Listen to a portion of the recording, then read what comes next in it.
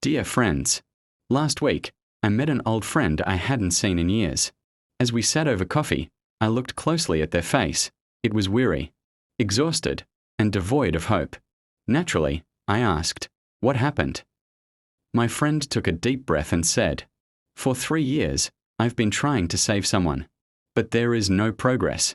They keep sinking deeper, and I feel like I am drowning right along with them." I reflected on this story. We have all heard versions of it before, different names, different faces, but the core remains the same, the Savior's story. Have you ever looked at it from this perspective? Love can sometimes become a trap. It is a sweet, noble, and seemingly pleasant trap.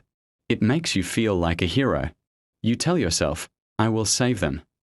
You believe that love, patience, wisdom, and experience will be enough. But I would say to you, stop for a moment. It is not enough.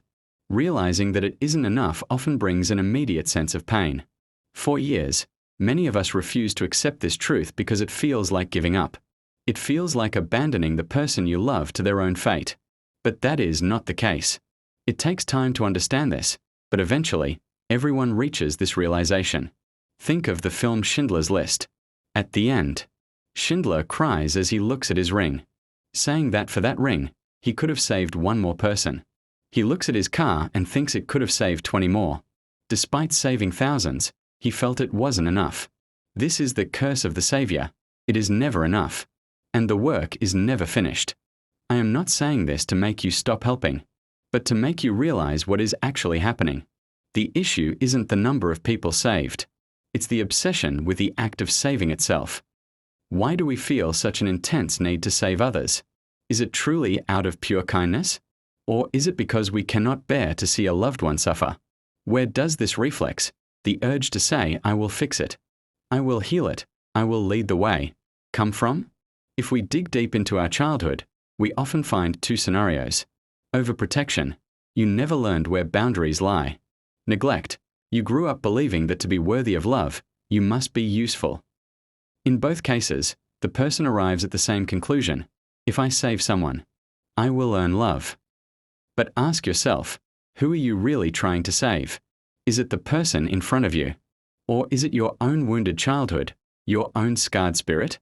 The great Alfred Adler once said that if someone is suffering, the task of changing belongs to them. The one in pain must be the one to evolve. This is a harsh truth, but a truth nonetheless. Someone else's struggle is primarily their responsibility, just as your struggle is yours. When we fail to separate these responsibilities, we often cause harm while trying to do good. We cross boundaries. There is a famous scene in a movie, Good Will Hunting, where a character says, "It's not your fault. It's not your fault." The other person begins to cry because, until that moment, they believed they were the cause of all their wounds and abandonment. But did saying that change the listener instantly? Not necessarily. If a person allows themselves to be broken, they break from within. You can neither break nor fix another person. You can only show them the door to healing. They must be the one to open it. If you cross that boundary and force the door open, what happens? It starts beautifully. You are helping, they are grateful, and you feel good. But then, the demands grow. You begin to tire. Eventually, you can no longer keep up. The gratitude turns into accusations. The hands that once thanked you now point fingers at you. You experience emotional burnout. Even worse, you might realize you weren't just trying to fix one problem. You were trying to reshape their entire personality. You became dissatisfied with who they are fundamentally. You try to force change, they resist, and a power struggle ensues.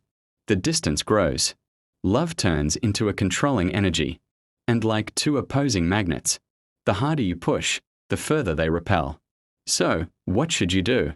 Watch them suffer in silence? No. But you must take a different path. Quiet the inner voice that is arguing with me right now. Breathe. Stop carrying their burden for a moment. Remember that the first person who needs fixing is you. Focus on binding your own wounds and facing your own shadows. As you change, the dynamics around you will change naturally, with grace and authenticity.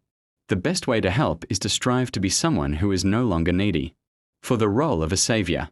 Sometimes, to get closer to someone, you have to distance yourself. By stepping back, you give them the space to fight their own battles.